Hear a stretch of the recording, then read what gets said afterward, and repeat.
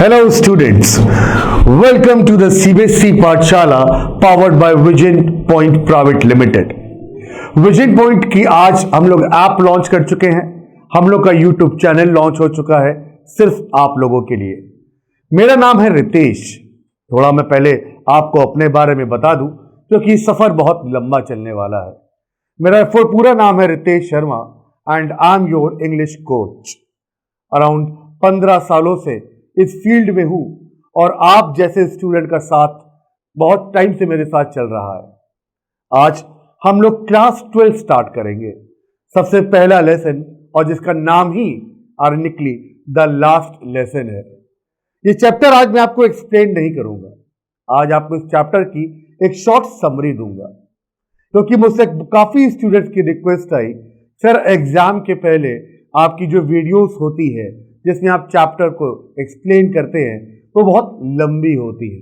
तो मैंने ये शॉर्ट समरी बनाई है ताकि एग्जाम के पहले आप इसको एक बार देखें और पूरा लेसन आपको रिकॉल हो जाएगा।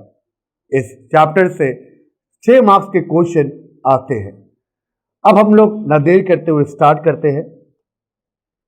सबसे पहले तो आप हमारी ये ऐप देख सकते हैं। जब आप ऐप खोलेंगे, ऐप पे आपको आपके रितेश सर मिलेंगे और भी बहुत सारे टीचर्स मिलेंगे डिफरेंट सब्जेक्ट पढ़ाते हुए। और यकीन मानिए सभी इंडिया की रिनोल्ड फैकल्टीज हैं, सभी अपना बेस्ट दे रहे हैं सिर्फ आप लोगों के लिए। जैसा कि मैंने आपको बताया, आज मैं स्टार्ट करूंगा द लास्ट लेसन जो कि आपका चैप्टर 1 है आपकी फ्लैमिंगो बुक का, और इसकी मैं आपको शॉर्ट समरी दूंगा। ऐसा नहीं कि इसका पूरा एक्सप्लेनेशन आपको नहीं मिलेगा, मैं आपको line by line word by word भी मैंने इसकी वीडियो बनाई है जो आपको आगे देखने को मिलेगी। आप अपनी एनसीईआरटी बुक नहीं भी खोलेंगे तो भी ये चैप्टर की हर लाइन हर शब्द का मतलब आप जानते होंगे, यकीन रखिए। अब सबसे पहले स्टार्ट हम लोग करते हैं। अब जैसे कोई कहानी है, कोई पोयम है, तो कहानी का कोई ना कोई राइटर होगा, कोई ऑथर होगा, कोई नरेटर होगा, कोई स्पीकर होगा। पोयम का कोई पोएट होगा, कोई पोएटेस होगी। ऐसे ही इसके हैं अल्फोंस डौडे। अल्फोंस डौडे 1840 में पैदा हुए। कहां पर? फ्रांस में। और इनकी मौत हुई 1897 में। अब इनके बारे में और थोड़ा बहुत जानते हैं। अल्फोंस डौडे वो द फ्रेंच, तो आपको समझ में आ गया होगा ये कहां के रहने वाले थे, फ्रांस के रहने वाले थे। Novelist and short story writer, novel लिखा करते थे, शॉर्ट स्टोरीज लिखा करते थे। फॉर्मरली अ स्कूल टीचर, मगर ये काम जन्म से ही नहीं कर रहे थे, पहले वो एक स्कूल टीचर थे। He quitted to make a living as a journalist in Paris, और स्कूल टीचर की नौकरी छोड़कर वो पेरिस चले गए एज अ जर्नलिस्ट काम करने। He took to writing his poems collected into a volume called Les Amoureuses। उसके बाद उन्होंने पोएम, शॉर्ट स्टोरी, नॉवेल्स बहुत कुछ लिखा। यह तो था अल्फोंस डौडे के बारे में। अब इस चैप्टर की समरी स्टार्ट करते हैं। बहुत ध्यान से देखिएगा। अगर आप इसको रीड करते हुए मेरे साथ चलते रहेंगे तो यकीन मानिए आपको बुक खोलने की भी जरूरत नहीं होगी। अब सबसे पहला कैरेक्टर हमारा आता है France. France started for school very let that morning. अब उस दिन सुबह फ्रांस थोड़ा स्कूल के लिए लेट हो चुका था। फ्रांस जो स्कूल जा रहा था, जो स्कूल बॉय, वो स्कूल जाने के लिए लेट हो गया था। He was afraid of being scolded because, और वो डरा हुआ था। और उसे डर क्यों था? M. Hamel was to question them on participles। अब सेकंड कैरेक्टर हमें पता चला, एम हैमिल। अब एम हैमिल कौन? उसके स्कूल टीचर। और उसे डर की चीज का लग रहा था कि एम हैमिल उससे सवाल पूछेंगे पार्टिसिपल्स के ऊपर। अब ये वर्ड आपने मुझसे पूछा, सर पार्टिसिपल का मतलब क्या है? तो बेटा किसी भी सेंटेंस, अगर कोई भी सेंटेंस हो, उसमें हमें 3 चीजों की जरूरत पड़ती है, सब्जेक्ट, वर्ब और ऑब्जेक्ट। तो जो सेकंड है वर्ब, वही तो है पार्टिसिपल्स। और बताने की जरूरत नहीं वर्ब के कितने फॉर्म होते हैं, वर्ब के टोटल 5 फॉर्म्स होते हैं। और वो आप मेरी जब मैं ग्रामर के टॉपिक्स, ग्रामर की वीडियोस आप देखेंगे तो फिर मैंने हर चीज क्लियर की हुई है। Particles and he did not know the first word about them. डर इस चीज का था कि एम हैमिल जो उसके स्कूल टीचर हैं आज उससे पार्टिसिपल्स के बारे में पूछेंगे और पार्टिसिपल्स का तो पहला शब्द भी उसको नहीं आता। मतलब he didn't know anything about that topic. He thought of running away. वो उसका मन कर रहा था वो स्कूल न जाए, कहीं और चला जाए, and spending the day out of doors, और कहीं बाहर इधर उधर घूमे, कहीं बाहर टाइम स्पेंड करे, मगर स्कूल न जाए डर के मारे। डर किस चीज का था ये मैंने आपको बता ही दिया। द वार्म ब्राइट डे, अब दिन कैसा था जब फ्रेंड्स बाहर घूम रहा था। बहुत ही ब्राइट डे था, सूरज की रोशनी थी। द चर्पिंग बर्ड, चिड़िया चप चप का मतलब क्या होता है? It is a sound of birds, चिड़ियों की आवाज को चर्पिंग कहते हैं। The chirping birds and the Persian soldiers drilling in the open field. Persian soldiers drilling. अब इंडिपेंडेंस डे, इंडिपेंडेंस डे को अगर आप मॉर्निंग में टेलीविजन ओपन करेंगे तो आप न्यू दिल्ली में सबसे पहला कौन सा सीन देखेंगे कि जो सोल्जर्स हैं वो ड्रिल कर रहे हैं, दे ऑल आर मार्चिंग। अब जहां पे भी आर्मी बेस हो, आर्मी कैंप हो, वहां पे मोस्टली ये सीन आपको देखने को मिलेगा। हमारे इंडिया में नहीं, ऑल ओवर दी वर्ल्ड में आर्मी के ऊपर बहुत सारी, मिलिट्री के ऊपर बहुत सारी मूवीज बनी हैं। उसमें आपने देखा होगा सोल्जर्स एक प्रैक्टिस कर रहे हैं। अब अगर आपके स्कूल की मैं बात करूं तो आपके स्कूल में आप अगर एनसीसी कैडेट हैं तो आप भी राइफल की प्रैक्टिस करते होंगे, राइफल चलाने की। दीज ऑल आर ड्रिलिंग, ठीक है। तो Persian soldiers are drilling in the open field back of the sawmill were tempting. अब सॉमिल एक शब्द आया, पर्शियन सोल्जर्स ड्रिलिंग कर रहे थे सॉमिल के पास। सॉमिल क्या होती है? बेसिकली इसको हिंदी में हम लोग क्या कहते हैं? आरा मशीन। ये क्या काटती है? लकड़ियां काटती है, और यहां पर लकड़ियां कटती है और लकड़ियों को एक शेप दिया जाता है। But he resisted the temptation and hurried off to school. मगर उसका जाने का मन तो नहीं था, क्योंकि दिन भी बहुत अच्छा था, बर्ड्स भी चप कर रही थी, सोल्जर्स भी ड्रिलिंग कर रहे थे, सॉमिल चल रही थी। मगर ये टेम्पटेशन मतलब स्ट्रॉन्ग डिजायर, उसकी तीव्र इच्छा थी कि वो ना जाए, मगर वो स्कूल की तरफ बढ़ता है। किसी भी शब्द का मतलब इसमें ऐसा नहीं है जो मैं आपको नहीं बताऊं। अगर आपको लगता है कि आपको कुछ और मुझसे पूछना तो कमेंट सेक्शन में अपना सवाल लिखिएगा और विद इन 24 आवर्स मैं आपको उसका जवाब दूंगा, ठीक है। अब आगे बढ़ते हैं। There was a crowd in front of bulletin board. अब मेरे भाई क्राउड, बुलेटिन बोर्ड, अब क्राउड मतलब तो हम सबको मालूम है मॉब, मतलब भीड़।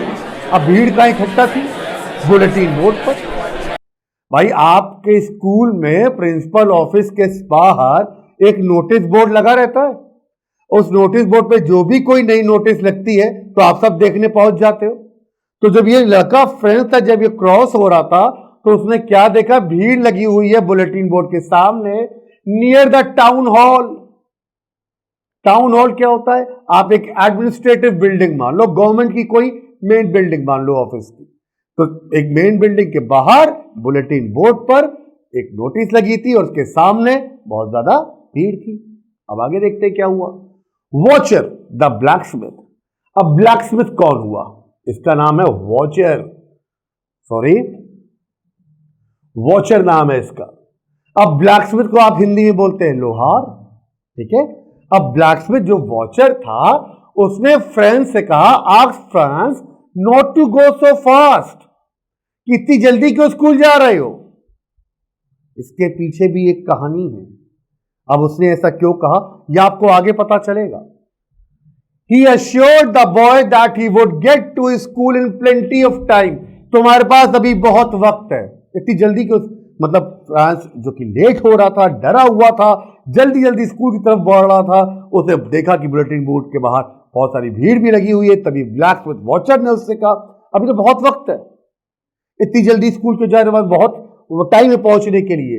Usually there was a great bustle when the school began. सच बात है। आप लोग जब स्कूल आते हैं तो खूब शोर होता है। स्कूल स्टार्ट होने के पहले आप शोर करते हैं और स्कूल जब खत्म हो जाता है उसके बाद शोर करते हैं, और मैंने भी किया है।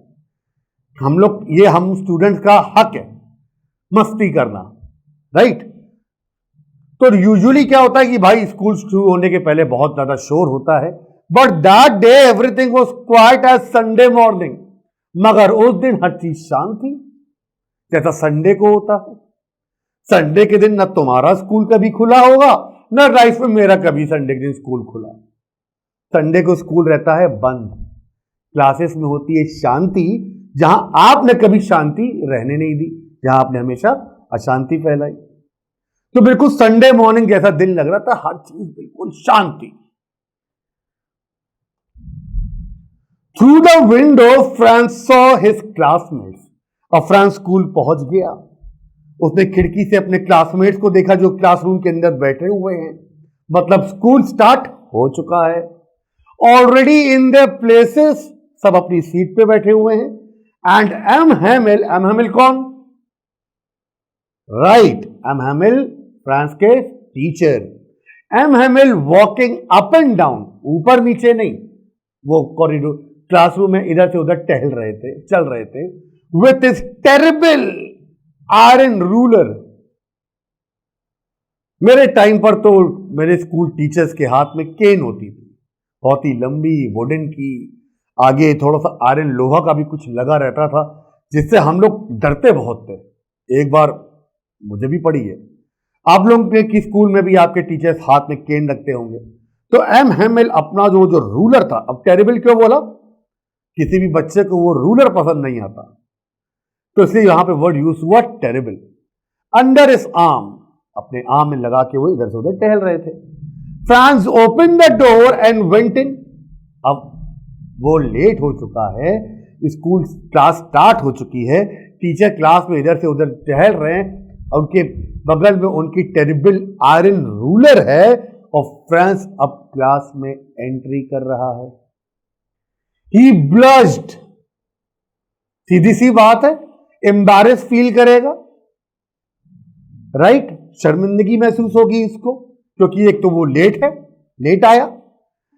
एंड वॉज फ्राइटेंड, और डरा भी हुआ था। डरा क्यों हुआ था ये तो मैं आपको ऑलरेडी बता चुका हूं, क्योंकि आज मिस एम हैमिल उससे पार्टिसिपल्स के ऊपर क्वेश्चन पूछने वाले थे, और जिसके बारे में फ्रेंड्स कुछ भी नहीं जानता।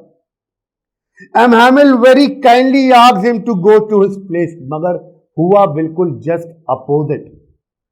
वो डरा हुआ था, एम्बैरेस था, बट एम हैमिल ने उससे बड़ी प्यार से उससे कहा कि France, go and sit in your place, जाके अपनी जगह पर बैठ जाओ। Franz noticed that their teacher had put on his beautiful green coat, his frilled shirt, and the little black silk cap, and all embroidered. अब Franz ने notice क्या किया? देखिए, बच्चे होते बड़े समझदार हैं, because they all are learner, even we all are learner. हम सब अपने जीवन में डेली कुछ ना कुछ सीखते ही हैं, बट जो स्टूडेंट है वो स्कूल को जाते हैं, they want to learn new things daily, right, daily कुछ नया सीखना। तो फ्रेंड्स ने नोटिस क्या किया? आज क्या अलग था? आज जो एम हैमिल है उन्होंने ग्रीन कोट पहना हुआ है, उनके ने फ्रिल्ड शर्ट पहनी है। फ्रिल्ड शर्ट, झालरदार शर्ट जो होती है, अगर आपने पुरानी हॉलीवुड मूवीज देखी हो, तो पुरानी मूवीज अगर आप देखेंगे तो उसमें जो एक्टर है, अगर आप मूवीज में देखें जितने भी मेल हैं, वो वही फ्रिल शर्ट, झालर वाली शर्ट पहनते हैं। और फैशन तो एक ऐसी चीज है जो हर 10 साल में रिपीट होता है। तो ये फ्रिल शर्ट का फैशन बहुत पुराना नहीं है, अभी कुछ साल पहले ही गया है। और उन्होंने लिटिल ब्लैक से एक कैप लगाई हुई थी, और सब में डिजाइन थी, एम्ब्रॉयडरी मतलब डिजाइन बनी हुई थी। He wore these only on inspection and prize days. अब ये जो ड्रेस जो मैंने आपके लिए अंडरलाइन की हुई है, जो ड्रेस पे फोकस किया गया, मोस्टली ये ड्रेस वो पहनते कब थे? इंस्पेक्शन पे। इंस्पेक्शन मतलब जब कहीं चेक इन पे जाते हैं, या जब प्राइज डिस्ट्रीब्यूशन डे हो, आपके स्कूल में कोई कंपटीशन हुआ और कंपटीशन के बाद जब प्राइज डिस्ट्रीब्यूट किया जाता है, उस कोई स्पेशल ओकेजन पर ये कपड़ा वो पहनते थे जो उन्होंने आज एक नॉर्मल डे में पहना हुआ था, इसीलिए फोकस किया गया उनके कपड़े पर। देखिए, हर चीज की अपनी एक इंपॉर्टेंस है। The village people was sitting quietly on the usually empty back benches. अब एक नई चीज क्या थी, उस क्लासरूम में स्टूडेंट्स के पीछे गांव के एल्डरली पीपल, बड़े एज उम्र दराज लोग बैठे हुए थे। एवरीबडी लुक्ड सैड, सब बहुत दुखी लग रहे थे। एंड हॉजर जो जितने भी एल्डरली लोग हैं जो एज में ज्यादा है, उनमें से एक हॉजर है, had brought an old primer. अब ये ओल्ड प्राइमर क्या है? Old primer is elementary text book. आप जब पढ़ना स्टार्ट करते हैं, कोई भी चीज अगर हम जब सीखते हैं, फॉर एन एग्जाम्पल आपको जर्मन लैंग्वेज सीखनी है, तो जर्मन लैंग्वेज सीखने के लिए आप सबसे पहले कौन सी बुक परचेज करेंगे? आप सबसे पहले अल्फाबेट्स की बुक परचेज करेंगे। भाई, अगर हमें ABCD नहीं आएगी तो इंग्लिश कैसे आएगी, राइट? आपने हो या मैं हूं, हम सब ने स्टार्टिंग में पहले इसी एलिमेंट्री टेक्स्ट बुक को ही पढ़ना स्टार्ट किया था। तो वो जो पीछे विलेज पीपल बैठे हुए थे, हॉदर और बाकी लोग, हॉदर के हाथ में क्या थी? एक ओल्ड प्राइमर, एक एलिमेंट्री टेक्स्ट बुक थी। M Hamel said that it was the last lesson. अब फ्रेंड्स के कानों में एम हेमिल की आवाज पहुंचती है और एम हेमिल कहते हैं it was the last lesson. आज ये जो क्लास है, आज जो मैं आपको पढ़ाऊंगा, आज ये आपका लास्ट लेसन है। मतलब इसके बाद अब एम हेमिल कभी नहीं पढ़ाएंगे हमें। He would give them henceforth मतलब अब से only German was to be taught in the schools of Alsace and Lorraine। अब दो चीजों को हम लोग थोड़ा सा समझ लें और आसानी आपको हो जाएगी समझने में। अब जर्मन क्यों कहा गया? भाई, यहां पर तो सिर्फ फ्रेंच पढ़ाई जाती थी, एम हेमिल फ्रेंच पढ़ाते थे, बट अब से यहां पर जर्मन पढ़ाई जाएगी। आप अगर बहुत टाइम पहले आपको याद हो तो वॉर हुई थी जर्मनी और फ्रांस में, जिसमें जर्मनी जीत गया था, फ्रांस पे उसका कब्जा हो गया था। तो जर्मनी का एक शहर बर्लिन से ऑर्डर आया था कि अब यहां पर फ्रेंच नहीं जर्मन पढ़ाई जाएगी। The new master would come the next day. और आज लास्ट लेसन फ्रेंच का खत्म, एम हेमिल का खत्म, और अब न्यू टीचर आएंगे जो आपको जर्मन पढ़ाएंगे। सोचिए, आज अगर आपसे कहा जाए कि अब आपको कल से चाइनीज, जापानीज लैंग्वेज सीखनी है, अब आप हिंदी इंग्लिश यहां अलाउड नहीं है, व्हाट यू विल फील?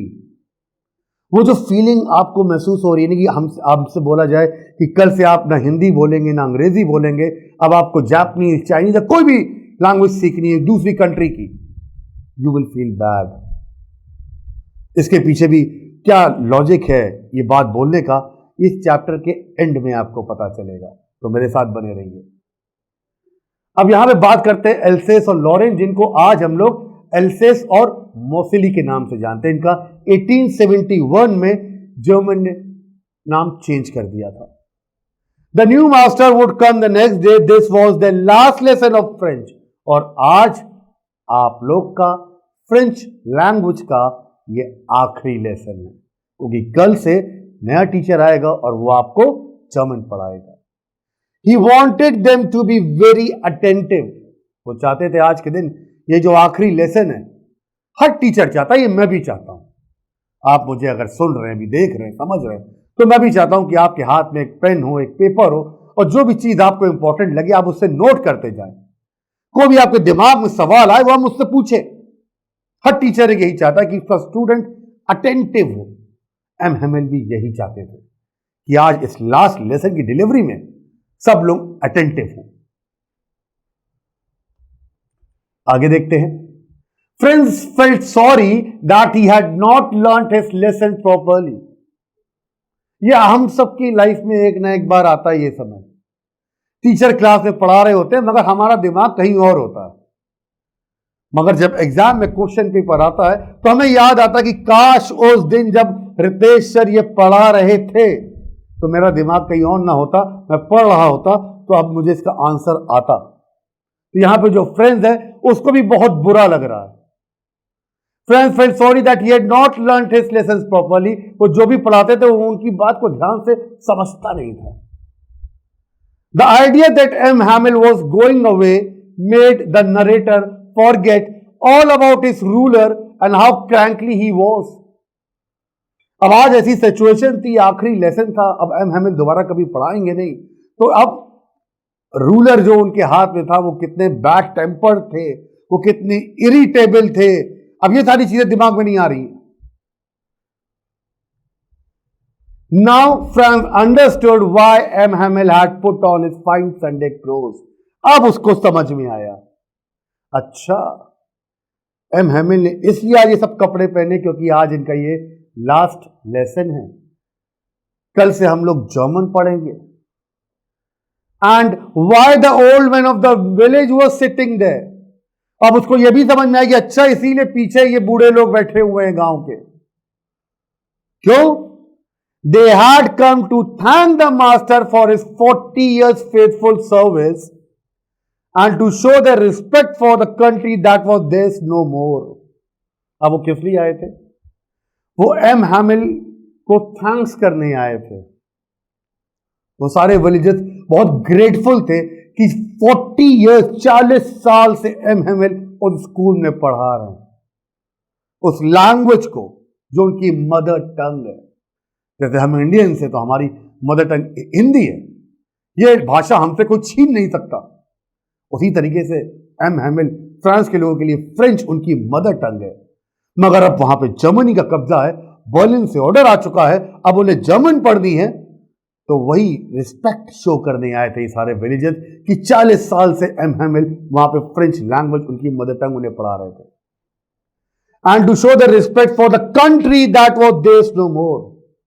अब हिंदी भाषा की अगर आप रिस्पेक्ट करते हैं तो आप अपने देश की इज्जत करते हैं, यू रिस्पेक्ट योर कंट्री। होता ना इंडिपेंडेंस डे में अगर फ्लैग कहीं गिरा भी हुआ होता है तो हम उसे उठा लेते हैं। शायद एक ही दिन हम लोग ऐसा करते हैं 15th of August को, हालांकि ये 365 दिन करना चाहिए। We have to respect our country, we have to respect our language. आगे देखते हैं क्या हुआ। M Hamel asked friends to recite. अब रिसाइट का मतलब बच्चों क्या हुआ? Read aloud. रीड अलाउड मतलब मैंने आपसे पूछा ऑलराइट आपको ये समझ में आ गई, अब आप मुझको सुनाओ अपने ओन वर्ड्स में। तो यू आर रिसाइटिंग, आप मुझे सुना रहे हैं। तो एम हैमिल ने फ्रेंड्स से बोला वो उनको सुनाए, पार्टिसिपल जो उन्होंने होमवर्क दिया था। But he stood there silent. उसको तो एक शब्द नहीं आता था, स्टार्टिंग में वो बता चुका है, तो वो बिल्कुल चुपचाप वो खड़ा हो गया। The teacher did not scold him. आखिरी लेसन था, सिचुएशन बदल चुकी थी और एम हैमिल ने उसे स्कोल्ड डांटा नहीं। He confessed that his parents and he were at fault. और यहां पर वो क्या कहते हैं कि ये इसकी गलती नहीं है, ये इसके पेरेंट्स और मेरी, मैं जिसका टीचर हूं, मेरी गलती है। क्यों? वो देखते हैं। Then he talked of the French language, the most beautiful language in the world, the clearest, the most logical। अभी जब मैं आपको स्टोरी एक्सप्लेन करूंगा तो उसको आपको पता चलेगा उन्होंने अपने ऊपर ब्लेम क्यों लिया। उसके बाद एम हैमिल फ्रेंच लैंग्वेज की बात करते हैं, वो कहते हैं बड़ी सुंदर भाषा है, बहुत ही क्लियर लैंग्वेज है, इस दुनिया की सबसे खूबसूरत लैंग्वेज है। He asked them to guard it among them and never forget it। वो कहते हैं इस भाषा की हमेशा रक्षा करना, कभी भूलना मत। Because you all are origin of France. France आपका देश था और वहां की मदर टंग थी फ्रेंच, उसे कभी भूलना मत। The language was the key to the prison. बड़ी इंपॉर्टेंट लाइन है। आप किसी भी कंट्री जाते हैं, अमेरिका, दुबई, जापान, ऑस्ट्रेलिया, अगर वहां कोई हिंदी बोलने वाला आपको मिल जाए तो वो जो आपके चेहरे पर जो खुशी होती है, वो बेसिकली ये जो लैंग्वेज है ना, हमारी मदर टंग हमें यूनाइट करती है, हमें एक साथ जोड़ती है। तो इसीलिए यहां पे वो लैंग्वेज को फोकस कर रहे हैं कि लैंग्वेज आपको बाइंड रखेगी, बाइंड टुगेदर, जोड़ के रखेगी। इसे भूलना मत, इस भाषा को, फ्रेंच को। Then they had lesson in grammar and writing. उसके बाद उन्होंने ग्रामर पढ़ाई, उसके बाद कुछ राइटिंग के सेशन हुए। The pigeons cooed very low on the roof. Pigeons बताने की जरूरत नहीं है, कबूतर छत पे बहुत धीरे धीरे, and this is also a voice of pigeon, आवाज होती है। Friends thought if they would make even the pigeon sing in German. मतलब अब जर्मन का हम पर जब कब्जा हो गया है, तो अब हम कल से जर्मन पढ़ेंगे, तो ये जो पिजन कू कर रहे हैं, क्या ये भी कैसे जर्मन में करेंगे, जर्मन लैंग्वेज बोलेंगे। All the while M. Hamill was sitting motionless in his chair and gazing at one thing or the other. और M. Hamill अब चुपचाप अपनी शांत होकर अपनी चेयर पे बिगैर हिले डुले बैठे हुए थे, कभी कहीं देख रहे थे, कभी कहीं देख रहे थे। शायद आप ऐसा कह सकते हैं कि वो सिचुएशन ऐसी हो कि वो सारी मेमोरीज याद कर रहे हैं। His sister was packing their trunks in the room above as they had to leave the country next day. और एम हैमिल की सिस्टर सारा लगेज पैक कर रही है, तो अगले ही दिन उनको वहां से निकलना है। After writing they had a lesson in history. अब उसके बाद हिस्ट्री का लेसन आया। Then the babies chanted the ba bi bi bo ba. उसके बाद बच्चों ने, अब ये चांट वर्ड क्या है, चांटेड। बच्चे क्या करते हैं जब आप छोटे बच्चों को आप पढ़ाते हैं, अगर आपने अपने स्कूल में देखा होगा, क्लास प्रेप से, केजी से, फर्स्ट क्लास से कैसी आवाज आती है, मतलब सिंग, सॉन्ग, टोन, जैसे बच्चे गा रहे हो। Even old Hauser was crying. अब जो एटमॉस्फियर था वो इतना ज्यादा डिप्रेसिंग हो गया था कि ओल्ड हॉजर भी रो पड़े। Old Hauser, we all know that elderly people of that village. All at once the church clock struck 12. तभी चर्च क्लॉक के 12 बजते हैं। And then the mid day prayer, school जब खत्म होता है तो प्रेयर आपके स्कूल एक मॉर्निंग प्रेयर होती है और एक नून प्रेयर होती है। मॉर्निंग प्रेयर हुई। At the same moment the trumpets of Prussians, उसी समय जो आर्मी है जर्मनी की, they are drilling over there, और ट्रम्पेट साउंड आ रहा है। They all are marching, returning from drill, sounded under the windows. और उनकी आवाज उस क्लासरूम की विंडो से अंदर आ रही है। धीरे धीरे एटमॉस्फियर बदलता जा रहा है। एम हैमिल स्टूड अप, खड़े हुए। He wanted to speak but something choked him. कुछ बोलना चाहते थे but something has stopped him. किसी चीज उनको रोक दिया, because now he is not going to continue in France. Now he is not going to teach French to his students. अब ऐसा नहीं है, क्योंकि कल से उन्हीं के स्टूडेंट सेम चीज जर्मन में पढ़ेंगे, नॉट इन फ्रेंच। अगर आपसे बोल दिया जाए कल से आपकी भाषा बदल जाएगी, तो जो आपको फीलिंग आएगी, same thing here also. Because if we are Indian, अगर हम हिंदुस्तानी है, तो ये जो हिंदी भाषा है इस पर हमारा अधिकार है। सेम थिंग हियर, कुछ ऐसा ही यहां पर है। आगे बढ़ते हैं।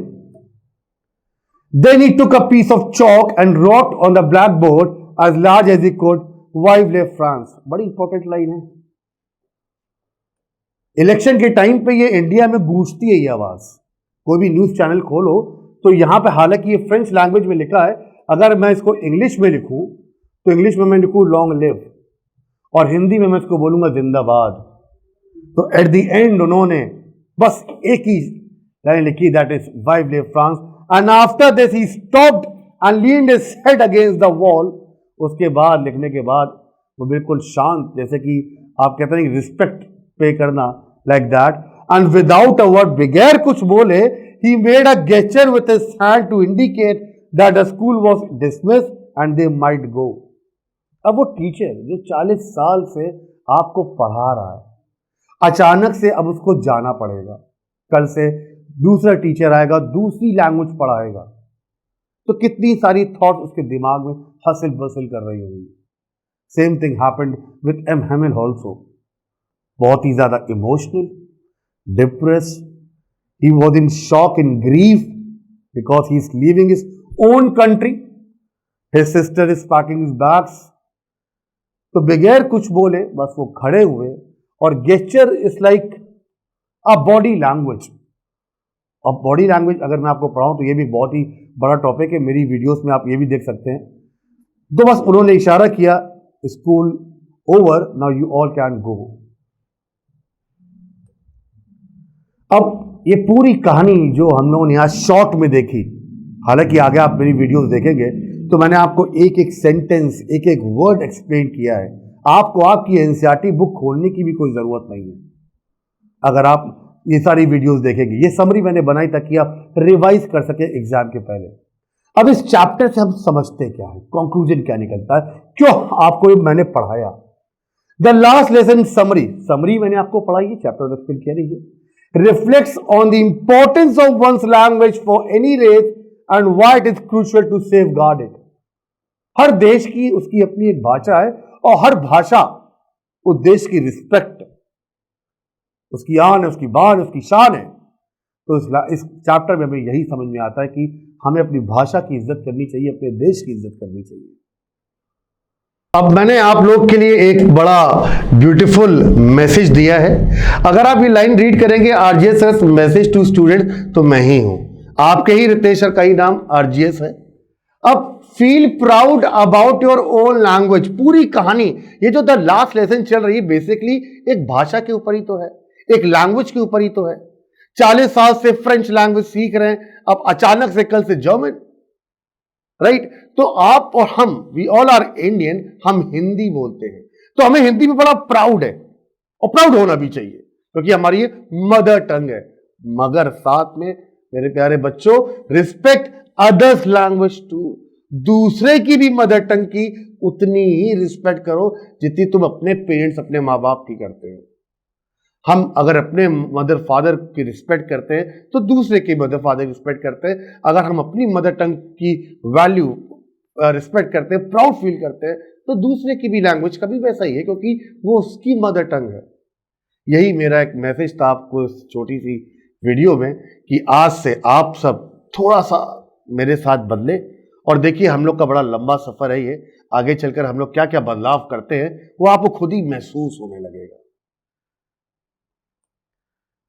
सो यही वीडियो मैं एंड करता हूं। If you have any question you can write me on English by rgs@gmail.com, and if you have any question, any query, just give me a call on 7518-277-277.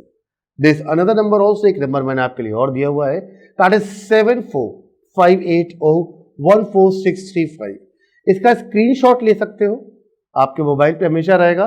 कोई भी क्वेरी हो, डाउट हो, कल exam है, आज notes चाहिए, sir ये problem है, सर ये क्लास ले लीजिए, सर इस टॉपिक को पढ़ा दीजिए, कोई भी क्वेश्चन हो, जस्ट टेल मी हियर। यहां पे हमारी टीम है, वो आपकी कॉल पिक करेगी, और यकीन मानिए 24 घंटे के अंदर उसका सोल्यूशन मैं आपको दे दूंगा। Thank you very much, have a nice day, take care and bye bye.